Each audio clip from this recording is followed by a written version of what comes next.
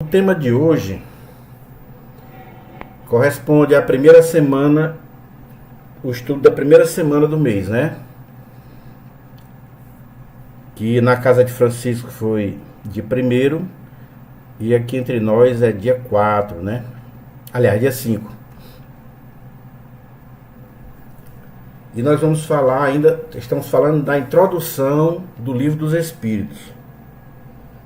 Que é importante a gente comentar um pouquinho a introdução, não é isso? Então nós estamos no item 4 da introdução. E ele está falando aqui nesse momento sobre como se iniciou as comunicações dos espíritos, né? Vai falar dos fenômenos. É importante a gente saber como se iniciou para poder a gente ter uma ideia de como os espíritos, eles próprios, orientaram como se processavam os fenômenos. Eles que fizeram as teorias, né? O próprio objeto de estudos é quem demonstra para nós a teoria correta de como se processam os fenômenos. E eles vão dizer de que maneira eles fazem e quais são os elementos que eles necessitam para que esse fenômeno se realize, né? Eles não podem fazer sem a participação de certos detalhes, né? Alguns detalhes que ele vai explicar aqui para poder a gente... E é isso que é importante a gente entender. É aí que está a ciência espírita e é aí que também se encontra a filosofia. São nessas questões. Então vamos lá, ele diz assim, ó: se os fenômenos com que nos estamos ocupando houvessem ficado restritos ao movimento dos objetos, teriam permanecido, como dissemos, no domínio das ciências físicas. Então isso é Kardec explicando que se os fenômenos que naquele momento eles se ocupavam lá em Paris, lá na América do Norte e em diversos lugares do mundo, porque ele não surgiu num local sozinho não, pessoal. Ele surgiu em diversos pontos do planeta. É importante que a gente saiba disso. Então, se esses fenômenos, esses movimentos de objetos tivessem ficado só no domínio da ciência física, o entendimento seria outro. Mas acontece que começou a despertar algo por detrás desses movimentos que denotavam uma inteligência. Por quê? Porque eles respondiam a certas questões que se eram feitas. Como é que objetos que não possuem vida, como é que objetos que não têm inteligência iriam responder perguntas? Então aí que estava o cerne da questão, né? Então vamos ver como é que aconteceu. Assim, entretanto, não sucedeu. Não ficou só no domínio das ciências físicas. Ele passou ao domínio da ciência do pensamento, né? Da psicologia e tal. Então ele diz: estava-lhes reservado colocar-nos na pista de fatos de ordem singular, fatos de ordem diferentes, de ordem especiais, né?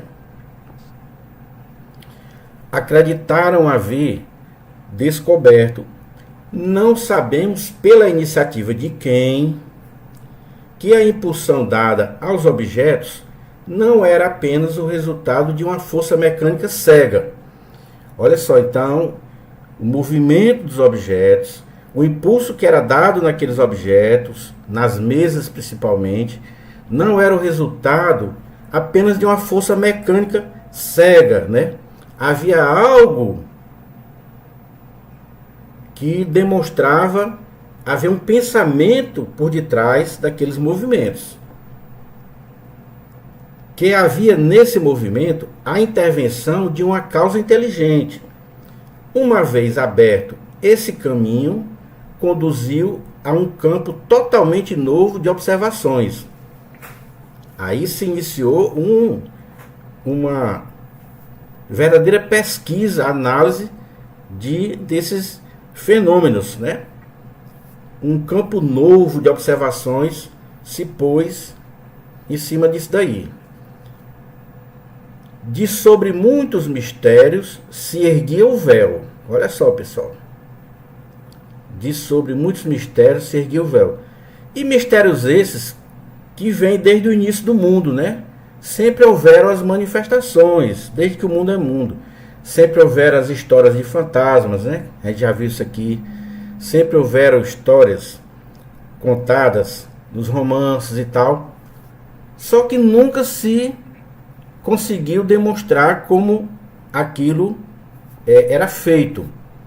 E a doutrina espírita, ela tem, além do consolo que ela traz, que veio posteriormente, né, esse consolo com o diálogo com os espíritos, nesse início aí, ela vem trazer a explicação do modo como sempre existiu as comunicações, os fenômenos de ordem física, né?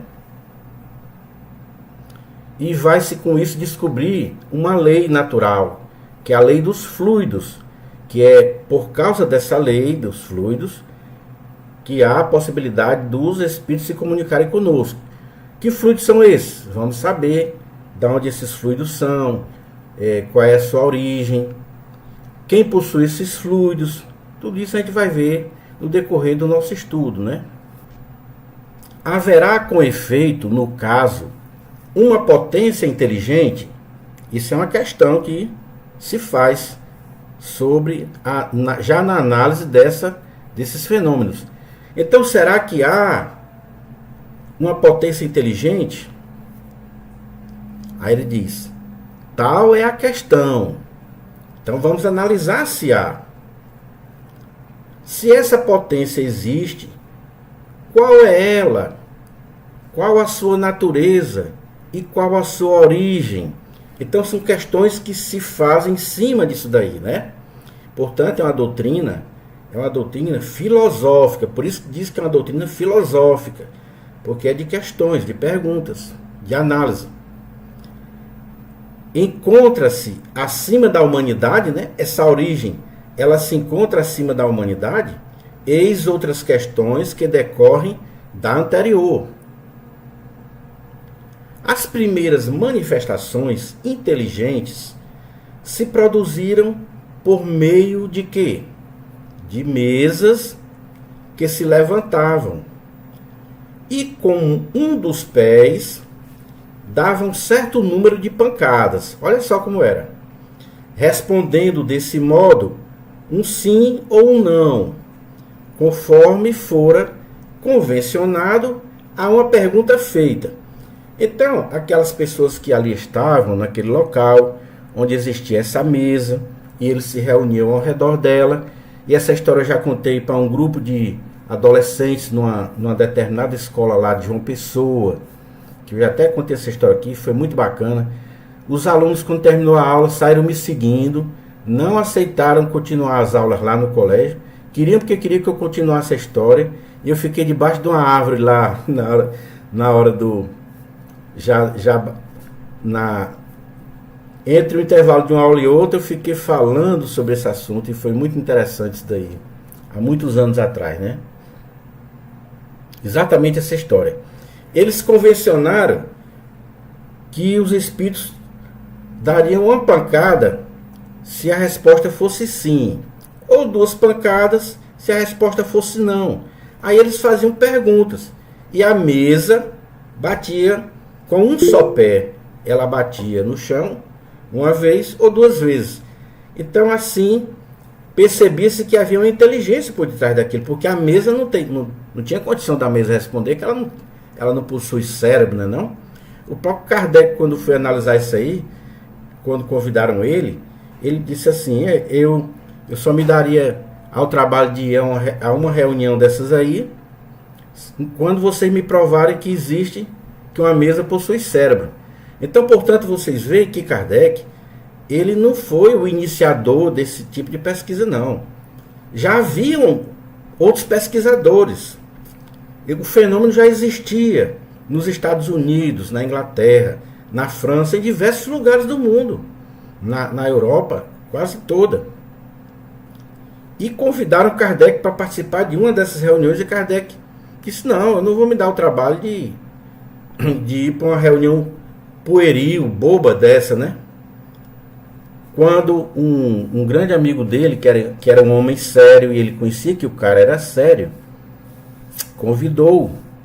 Ele disse: não, se esse cara aí está me convidando, e ele não é um cara vibrador, conheço ele de muito tempo, é um sujeito sério, eu vou aceitar o convite dele. E aí foi com ele, né?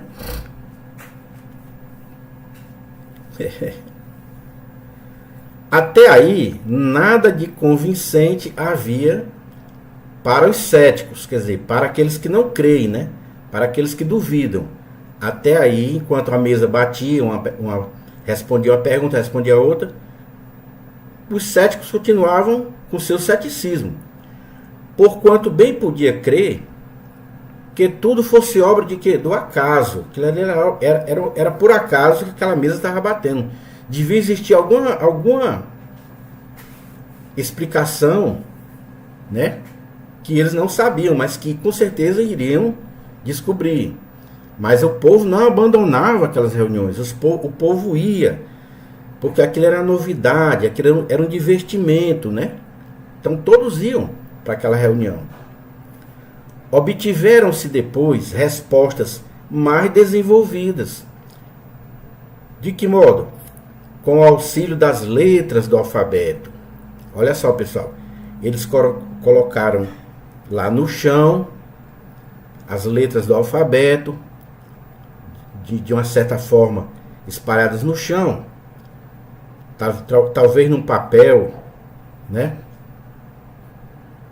E aí, dando o móvel, quer dizer, a mesa, né, um número de pancadas correspondente ao número de ordem de cada letra que estava ali. Chegava-se a formar palavras e frases que respondiam às questões propostas. Então eles colocavam a letra A, número 1, a letra B, o número... Para a letra B ele daria 2 pancadas, a letra C daria 3 pancadas, mais ou menos assim. E a mesa então, e eles iam contando. E aí formavam frases. Era um trabalho muito grande, mas para eles ali era um divertimento. E aí a mesa respondia certas perguntas. Quanto é que eu tenho no bolso? Quanto é que o fulano de tal? Como é o nome daquela pessoa que está na mesa, na cadeira tal? Aí o espírito respondia o nome da pessoa. Então era mais ou menos assim uma espécie de brincadeira de adivinhação. E eles até então não sabiam que isso partia dos espíritos. Não sabiam. Aí surgiram várias teorias trazidas pelo homem, né? Uns diziam que eram as pessoas que estavam ali presentes, que tinham um nervo na perna, e esse nervo dava pancadas. É como se fosse um nervo inteligente, né? Ele dava pancadas na perna, independente da vontade da pessoa. Outros diziam que a mesa seguia o pensamento de alguém. A pessoa que estava ali pensava uma coisa e a mesa batia. Então surgiram teorias fantásticas, né? Que não tinha como ser possível aquilo. A precisão das respostas e a correlação que denotavam com as perguntas causaram espanto, porque não errava, pessoal. A mesa não errava. O ser misterioso, que assim respondia, interrogado sobre a sua natureza, aí, pessoal, aí foi quando eles entenderam que ali não podia ser só a mesa, tinha algum ser por ali por detrás. Aí interrogaram aquele ser, ainda com as perguntas, e o ser e a mesa batendo, respondeu que era um espírito ou gênio. Declinou um nome, ele falou lá o nome dele, e prestou diversas informações a seu respeito. Aí eles ficaram altamente surpreendidos porque aquele ser disse que era um espírito ou um gênio. E ainda falou o nome, disse como é que se chamava e falou sobre a vida dele. Isso foi assim fantástico, né, para aquela galera ali.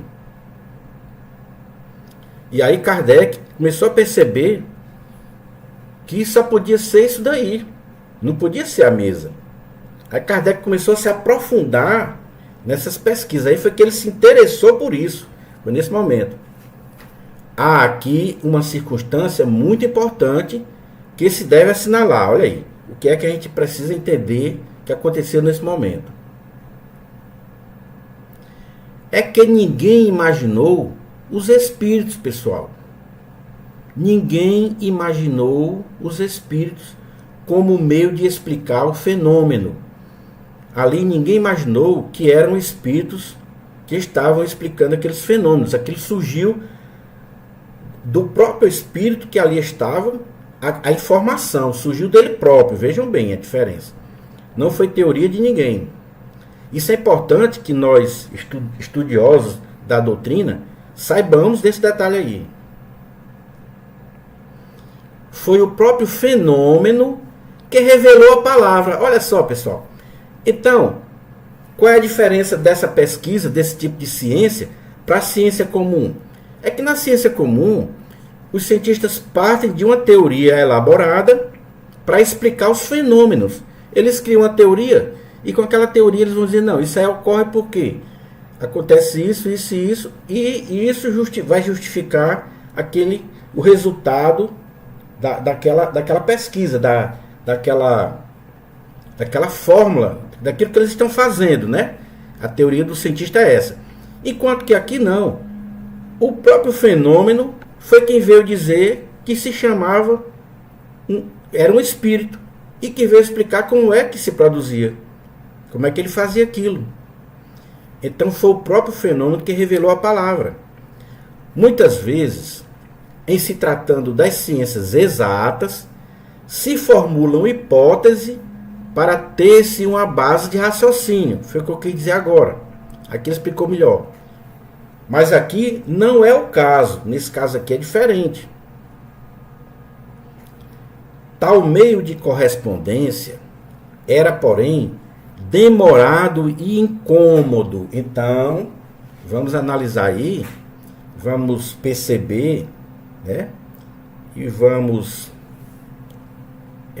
compreender que para que uma correspondência, um diálogo surgisse a partir da pancada de uma mesa, ia ser muito incômodo e muito demorado, pessoal. Ia ser uma coisa que ninguém ia aguentar. Um diálogo. E quantas horas eles iam ter que passar ali para conversar 2, 3, 4 frases, né? Como se diz. Ia ser muito, muito cansativo, né? Aí o que aconteceu? O próprio espírito encontrou uma solução, pessoal. Vejam que os espíritos tinham interesse nisso. Que espíritos? Os espíritos encaminhados por Deus, milhões de espíritos superiores, foram destacados para vir à Terra, demonstrar sua existência através dos médiuns. E aí foi quando surgiram diversos médiuns. Os próprios espíritos tratavam de preparar a mediunidade naqueles homens que possuíam aquela mediunidade em estado latente. Foi despertando, foi desabrochando. Portanto, pessoal, era necessário que houvesse um médium para que um espírito possa se comunicar da maneira que for, o fenômeno que for, qualquer tipo de fenômeno, é preciso que haja um médium, ou pelo menos os fluidos decorrentes desse médium, né? E o médium é um ser físico, material, e a mediunidade é orgânica. Então precisava ter esse intermediário. Portanto, quando alguém chegar para vocês e falar, não, existe um tipo de comunicação, um tipo de mediunidade que não carece de médium. Não pode. Os espíritos são categóricos em dizer que todo fenômeno espírita, todo fenômeno dos espíritos que eles realizam, é preciso ter um médium. Se ele não está ali presente, ou se ele não sabe que participa daquilo, muitas vezes por ignorância, ele às vezes nem sabe que é médium, mas os fluidos são retirados dele, do seu organismo, pois ele está ali por perto. E assim se realizam os fenômenos, né? Então ele diz aqui: tal meio de correspondência era, porém, demorado e incômodo, a das pancadinhas da mesa, né? O espírito, e isto constitui nova circunstância digna de nota, então vocês anotem nas cabeças de vocês, vamos anotar na nossa cabeça. O espírito indicou o outro, olha só, como a mesa era um meio demorado de comunicação, o espírito, não foi só um espírito, né? Na França teve um espírito que fez isso, lá na Inglaterra, lá nos Estados Unidos, outros espíritos também fizeram a mesma coisa. Então, o espírito indicou um outro meio de se corresponder mais fácil, né? Para que fosse possível haver o diálogo. Foi um desses seres invisíveis quem aconselhou a adaptação de um lápis a uma cesta ou a um outro objeto, né? E colocada em cima de uma folha de papel, a cesta é posta em movimento pela mesma potência oculta, que é o espírito, né? Que move as mesas. Então ele colocava aqui, colocava um papel em cima da mesa. Faz de conta que isso aqui é uma cesta, né? Ou uma prancheta. Aí eles amarravam aqui, amarravam um lápis na ponta e colocava em cima do papel. E o médium colocava o dedo aqui na cesta ou na prancheta. Não só o médium, podia ser mais de um, podia ser 2 ou podia ser 3. 3 pessoas segurando na pontinha. Até para saber se eram médiums, né? Porque não sabiam ainda quem era, quem não era médium ali. Estava ainda se descobrindo tudo. Então, muito bem. Então, a cesta é colocada em movimento pelo espírito, o mesmo espírito que movia a mesa. Mas, em vez de um simples movimento regular, o lápis traça por si mesmo caracteres, formando palavras, formando frases, pessoal. O lápis sozinho, o pessoal tocava aqui e ele tic, tic, tic, a cestinha rodando para lá e para cá e o lápis formando frases, dissertações de muitas páginas sobre as mais altas questões de quê? De filosofia, de moral, de metafísica, olha só, pessoal, de psicologia, etc. Então por aí se percebe que não vinha um espírito só para se comunicar, né? Porque já que trazia muitos conhecimentos, então eram diversos espíritos que se comunicavam. Se comunicava um espírito filósofo, um outro que tinha muito desenvolvimento moral, um outro que entendia de física e metafísica, né? Outro que era psicólogo. Então eles escreviam aqueles tratados ali, aquelas grandes mensagens, né? E com tanta rapidez quanto se escreve com a mão. Olha, pessoal, esse foi o início. Depois eles vão perceber que essa prancheta, que essa cesta, não é necessário, que basta o médium pegar com a própria mão, no lápis, e ele próprio escrever. Mas isso quem vai dizer são os espíritos. Vê como é interessante. O conselho foi dado. Olha aí, pessoal, o conselho foi dado aonde? Só na França? Não. O conselho foi dado simultaneamente na América, na França e em diversos outros países, como eu falei. Inglaterra, Escócia, Suécia e por aí vai, na Itália, até aqui no Brasil. Houve mesas girantes aqui no Brasil. O Luciano Klein, se eu não me engano, que é que é um grande historiador aqui do Ceará, ele tem registros de reuniões de mesa girante aqui no Ceará, pessoal. Isso é uma coisa que depois a gente podia se informar disso daí. Eis em que termos o deram em Paris, a 10 de junho de 1853. Então, no dia 10 de junho de 53, um espírito falou o seguinte a um dos mais fervorosos adeptos da doutrina, que lá ele desenvolvia pesquisas, né? E que havia já há vários anos, desde 1849, se ocupado com a evocação dos espíritos. Então ele já estava fazendo isso há 4 anos, né? De 49 até 53. Ele estava pesquisando e evocando espíritos, olha só. Isso antes de Kardec, viu, pessoal? O espírito chegou e falou o seguinte para ele, através das pranchetinhas, né? Vá buscar no aposento ao lado a cestinha. Amarra-lhe um lápis, coloca sobre o papel.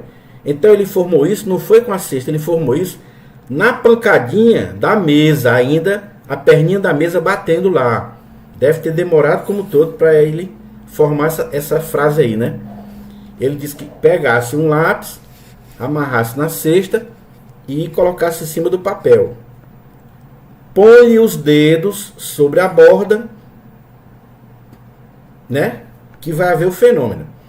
Alguns instantes após, a cesta lá na América, né? Aqui, entrou a mover-se e o lápis escreveu, muito legível, a seguinte frase: proíbo expressamente que transmitas a quem quer que seja o que acabo de dizer. Da próxima vez que escreverei melhor.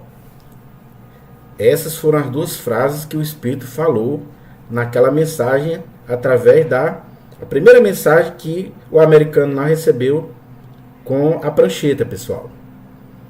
Disse que ele proibia que ele contasse para alguém aquilo lá que ele acabava de dizer. E que da próxima vez ele iria escrever melhor.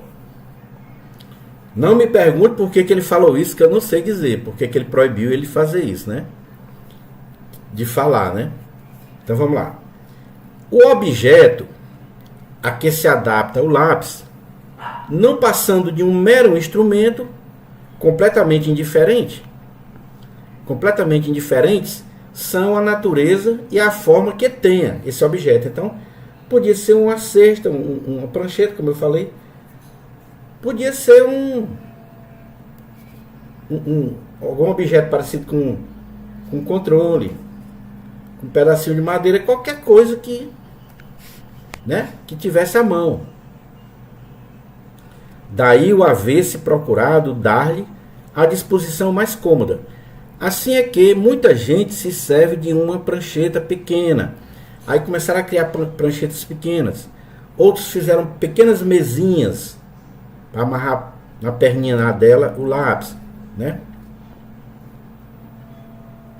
A cesta ou a prancheta só podem ser postas em movimento sob a influência de certas pessoas dotadas para isso de um poder especial. Olha só, pessoal. As quais se designam pelo nome de médiuns, que eu falei agora há pouco. Isto é, médiuns quer dizer meios. Meios ou intermediários entre os espíritos e os homens. Então, o que significa a palavra médium? É o meio ou é o intermediário entre um espírito e o homem. As condições que dão esse poder resultam de causas, ao mesmo tempo, físicas e morais, ainda imperfeitamente conhecidas, porquanto existem médiuns de todas as idades, de ambos os sexos, em todos os graus de desenvolvimento intelectual. Então a mediunidade, pessoal, a gente só sabe dizer que ela é orgânica, ela é do corpo físico, mas ela não é totalmente conhecida.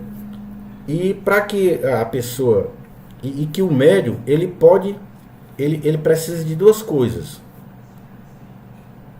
de duas causas, causas físicas e causas morais. Por que causas morais? Porque dependendo da moral de um médium, ele vai obter comunicações elevadas, né, de bons espíritos, ou comunicações frívolas, comunicações de espíritos brincalhões, né?